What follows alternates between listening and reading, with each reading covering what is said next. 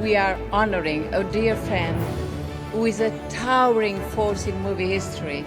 In addition to being a great artist, is also a fellow countryman, Federico Fellini. Winner is Italy for Federico Fellini, 8.5.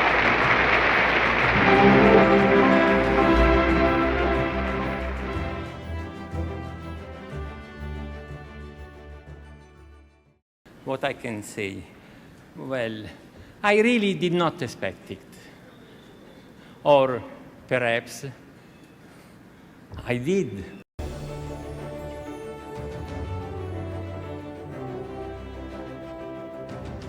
It's hard to surprise the modern viewer, but there are filmmakers who are timeless. One of them is Federico Fellini. He creates a world of dreams and memories where reality mixes with fantasy. Martin Scorsese is a director loved by millions, including a modern audience.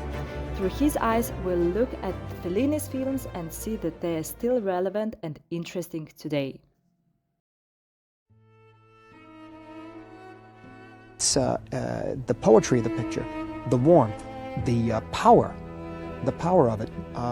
It's the road of life, the famous Fellini road of life. Everyone walking on that road at the end, winding up at the seashore. Yeah. But the tension between the fool and the character. Well, in terms of that, that's what I love the character of the brutal character played by Anthony Quinn, who loves but can't express it. Yeah. If he can express, it's through brutality. And the wonderful character, the fool, played by Richard Basehart, who always goes a step too far, step too far and another step too far, teasing Zampano, and eventually it's his undoing. And in a way, they're like archetypical of people. In my films later went more towards the fool. I found the characters like in Johnny Boy and Mean Streets pushing all the time, you know, and knowing he's going to get hurt, but still can't help pushing just a little further. You know? Meaning the wastrels or the guys fellows who just hang out. Right. Really, these are 32-year-old guys who still live at their mother's. Sounds like Mean Streets to me. me. Exactly.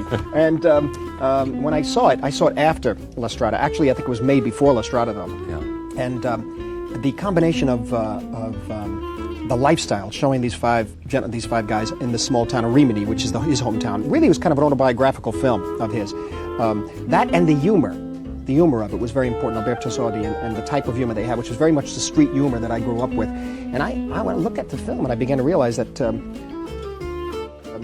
I was aiming towards making pictures about my friends and myself anyway, but that was it. When I finally saw Vitolle, I said, well, that's the only way. You were confirmed in your own instincts. Absolutely. Right. I mean, if he could do it about Rimini, I could do it about Elizabeth Street. Yeah.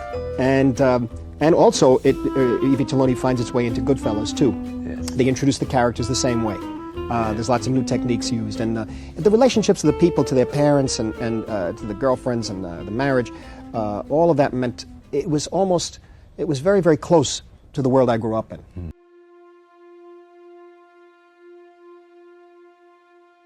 Certainly the subject matter of the film. Right. It depicted a lifestyle that people really hadn't shown before. Right. It was certainly racy for the time, still is in a way. You know, it still is. It was condemned, I think, by the church. Yeah, it was. It caused quite a stir.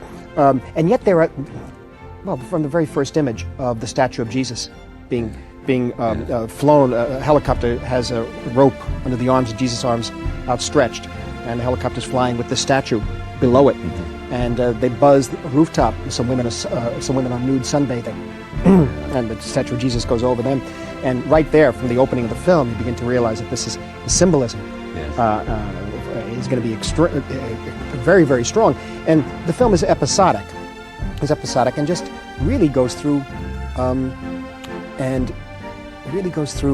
and analyzes a life where the values are gone, a lifestyle where the values are nothing.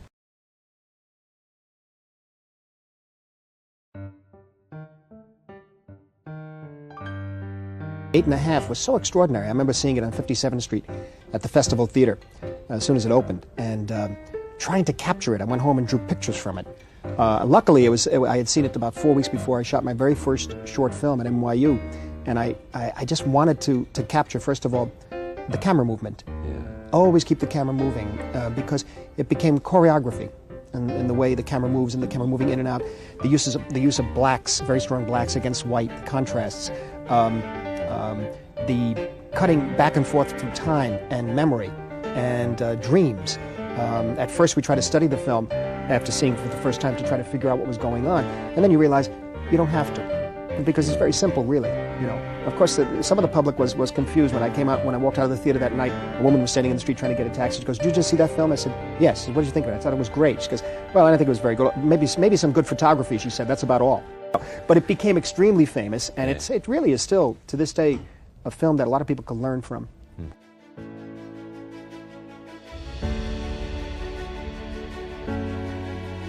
D.W. Griffith, who gives us the vocabulary in a way, and then you have people who take it and go to another level completely, a whole other level, where they explore film to the point of that it can do something that no other art form does, and this is what Fellini is, I think. You know, is an artist of such magnitude that the combination of camera movement, music, the actual themes of the piece, the look of the film, all of this combines together to make it unlike anything. I started looking at a Botticelli painting.